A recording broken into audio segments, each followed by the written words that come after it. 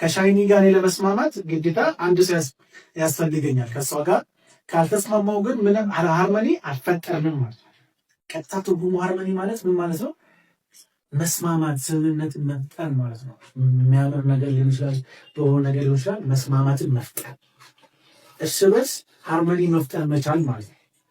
የተለያየ ሀሳብ ሊኖራቸው ይችላል፣ የተለያየ ምናምን ነገር ግን ያ ነገር ምን አለበት? ግጭት ማምጣት የለበትም። ምን ማለት አለበት?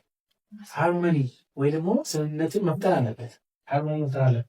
ወደ ሙዚቃ ደግሞ ስናመጣው ሃርመኒ ድምፅ ነው አይደል? እንግዲህ ሙዚቃ ውስጥ ደግሞ አይደል የኔ ድምፅና የሻይኒ ድምፅ መስማማት አለበት።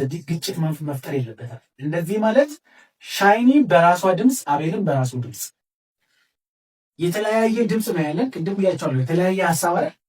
አሁን ደግሞ የተለያየ ምን ድምፅ፣ እኔና ሻይኒ የተለያየ ድምፅ ይዘን እንመጣለን።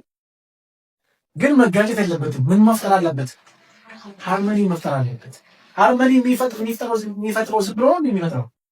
ዝም ብላችሁ ነው የምትስማሙት? የተለያየ ሀሳብ ይዛችሁ ስትመጡ ምንድን የምታደርጉት? ትወያያላችሁ አይደል? እርስ በርስ ታወራላችሁ። እንደዚህ ቢሆን እንደዚህ ቢሆን ወይ ደግሞ የሚመራችሁ ሰው ሀሳባችሁን ሰብስቦ ይሄኛው አሪፍ ነው የተሻለ ምናምን ይልና ቆንጆ የሚሆን ነገር ላይ ትስማማላችሁ።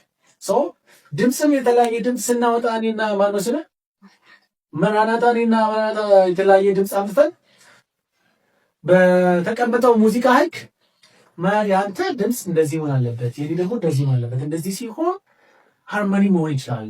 ካልሆነ ግን ድምፃችን ይረብሻል፣ ረብሻ ነው የሚፈጥረው፣ አያምርም ተባብለን በሆነ በሙዚቃው ህግ ምን ማድረግ አለብን ማለት ነው?